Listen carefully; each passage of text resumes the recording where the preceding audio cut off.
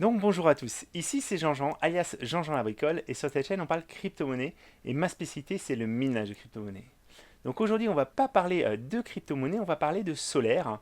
On va parler de solaire avec Synology, et je vais vous présenter en fait les différences et le gain entre le Synology Play ancien modèle et leur dernière version, la version mise à jour, le Synology Play Recto Verso.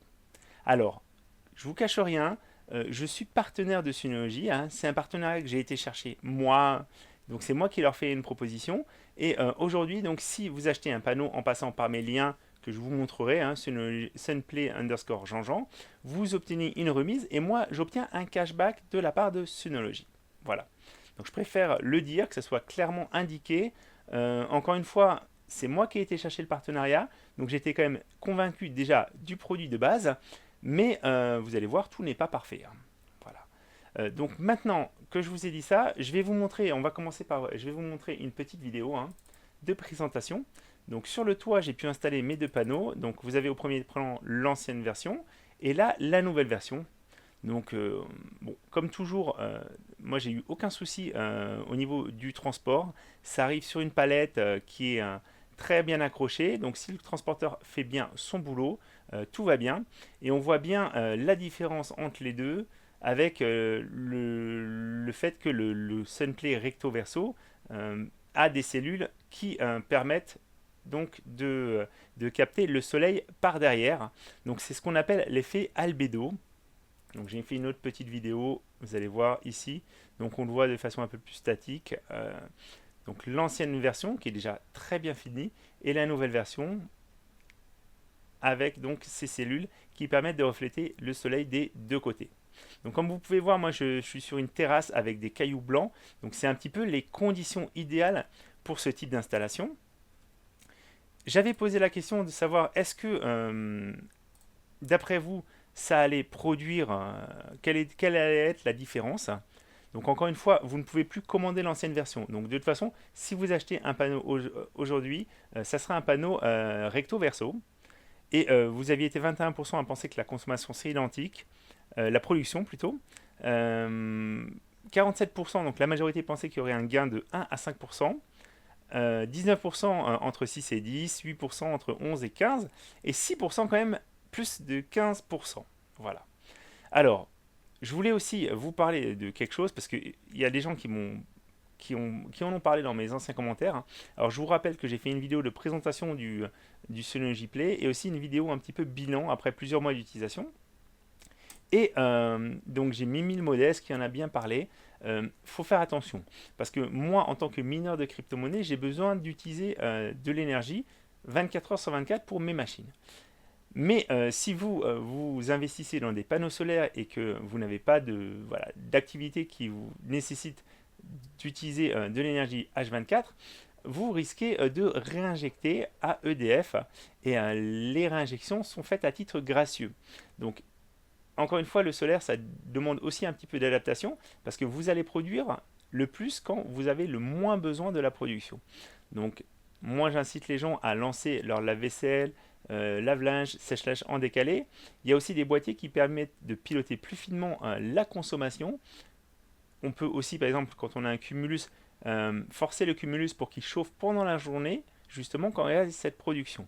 Mais je préférais en parler parce que, effectivement, si vous n'êtes pas du tout intéressé par le minage de crypto-monnaie et que vous découvrez cette vidéo, vous pourriez vous retrouver dans un cas où vous allez un petit peu surproduire à un moment donné. Bon, encore une fois, si vous avez un seul panneau, normalement ça devrait bien se passer, mais c'est surtout pour les personnes qui commencent à avoir des installations un petit peu conséquentes. Voilà. Et effectivement, c'est bien ce qui me le signalait. Alors, j'ai un souci, j'ai eu aussi un petit souci, donc je voulais vous en parler parce que c'est quand même important. C'est avec la prise connectée qui est fournie gracieusement par Synology. Donc moi j'avais vu des gens qui disaient, qui faisaient des petits abris pour leur prise, hein, parce que c'est une prise qui est IP44. IP44, ça veut dire que la prise résiste aux projections d'eau. Moi, ce que je ne m'étais pas rendu compte, c'est que ma prise connectée, quand même, elle est vraiment située à l'extérieur, à un endroit qui est bien exposé aux intempéries. Je n'ai pas du tout de petit abri ou ce n'est pas du tout couvert. Et du coup, ce qui s'est passé, c'est que ma prise, donc elle fonctionnait très très bien, mais au fil du temps, je ne me suis pas rendu compte qu'il y a de l'eau qui a commencé à s'infiltrer dans la prise et ça s'est infiltré jusqu'à ce que tout d'un coup la prise connectée arrête de fonctionner. Donc je tenais à vous le dire, faites attention. Donc, n'ayez pas peur de protéger aussi la prise. C'est pas quelque chose, c'est quelque chose qui normalement doit être fait si la prise est exposée. Encore une fois, si votre prise vous l'avez dans un endroit qui est abrité, il n'y aura pas besoin. Mais dans le cas présent, moi vraiment, la prise a lâché. Et ce qui m'a le plus dérangé, c'est que quand la prise a lâché, j'ai aussi perdu les données de consommation, les données de production. Et ça, je m'y attendais pas du tout. J'étais persuadé que c'était dans l'application Smart Life qui est livrée avec que se trouvaient les données de production. Mais en fait, non, elles sont bien liées à la prise. Donc faites bien attention et sauvegardez aussi ces informations si vous voulez faire un suivi, parce qu'on n'est pas à l'abri que la prise soit défaillante. Voilà. Alors cette prise-là, c'est une prise qui est livrée à titre gracieux. Vous pouvez en trouver des similaires, hein. Vous voyez, moi j'en ai trouvé là des Green Sun. C'est quasiment la même prise. En fait, les boutons sont au même endroit. Simplement, elle n'est pas étiquetée Green Sun. Mais à mon avis, c'est des prises qui sont un petit peu lambda. Voilà. Alors, au niveau de la production, donc ce qui vous intéresse le plus, à mon avis, donc comme je vous disais, moi j'ai perdu les données de par la défaillance de la prise connectée. Je vous incite vraiment à faire attention par rapport à ça et donc à prendre les mesures pour pas que ça vous arrive et aussi à faire une sauvegarde parce qu'encore une fois, les données sont sur la prise, elles ne sont pas dans l'application malheureusement. Donc moi, ce que j'ai fait pour vous présenter ça, c'est que j'ai fait des relevés de production sur l'ancienne version, hein, sur l'ancien panneau et sur le nouveau panneau, hein.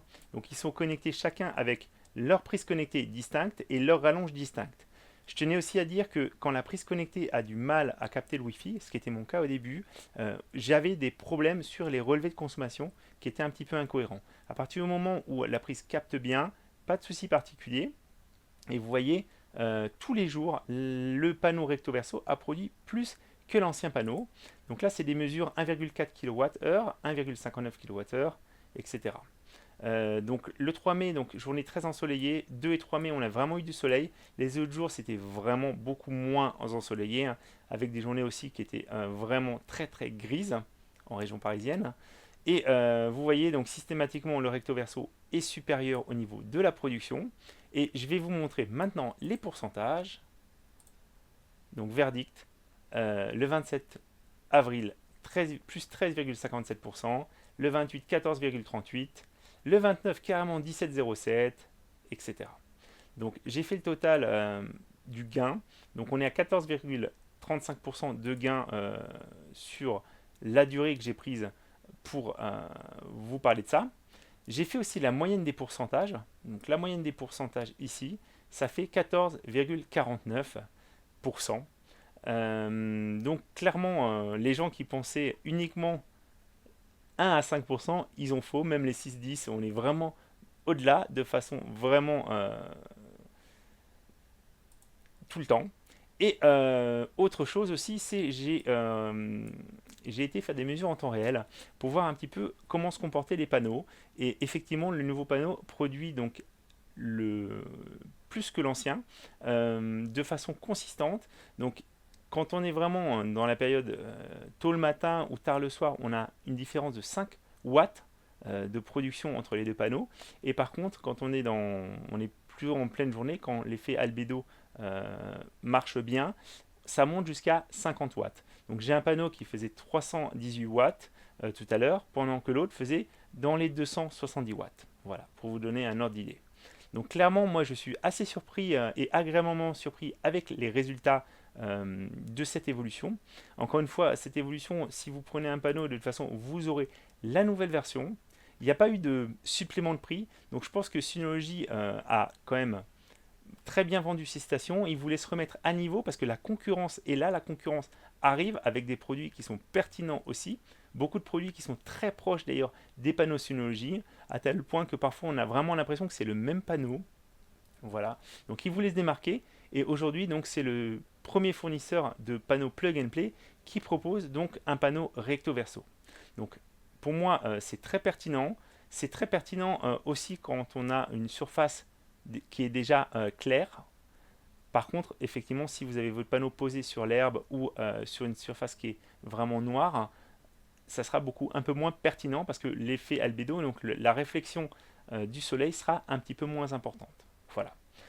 Donc j'espère que ça vous a intéressé, j'espère que vous avez appris les choses. Donc n'hésitez pas, si vous voulez soutenir Jean-Jean, n'hésitez pas à utiliser mon code promo. C'est du gagnant-gagnant. Encore une fois, moi je suis vraiment convaincu par leurs produits, hein. J'ai été déjà avec la première station, mais là j'apprécie de pouvoir produire un petit peu plus. Voilà. Donc j'espère que ça vous a intéressé, et pour ceux qui suivent le minage, je vous dis à très bientôt.